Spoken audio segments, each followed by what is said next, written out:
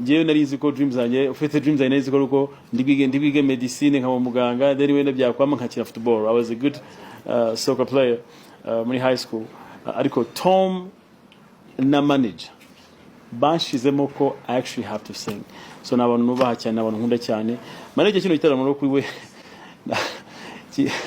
arambwiye ngo agiye kwitava mu muziki ngo birahagije.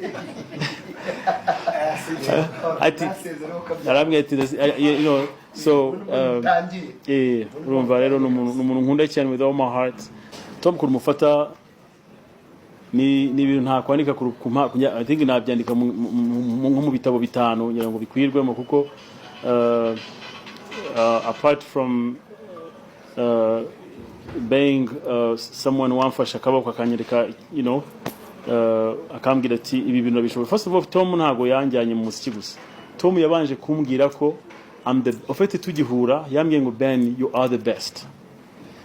Hahandi wumva ijambo ukavuga ati, you know, coming from someone like Tom, umuntu wubaha, umuntu ukunda, umuntu uzi ko he's amazing mu buryo bwose bushoboka, akakubwira ati Ben, you are amazing, ukora ibintu byiza. Hakiyongeraho akamfata ukuboko akavuga ati Ben, jya muri ibintu bishobora.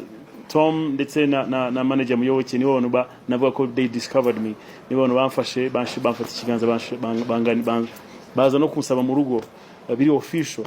So Tom mufata nk'umuntu udasanzwe, and then on top of that no muvandimwe wanjye mukunda birenze urugero, arabizi kandi akomeza kungira inama, akomeza kumba hafi.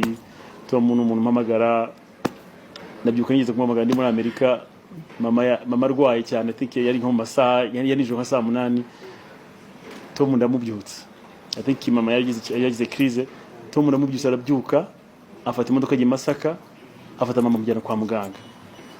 So n'umuntu udasanzwe rero nkunda kandi numva ko mufitiye umwenda ntazi wari wo, barumva mufitiye umwenda buri gihe. So yeah, manager muri rusange ngiye mwita papa, kuko kuri nge n'umubyeyi,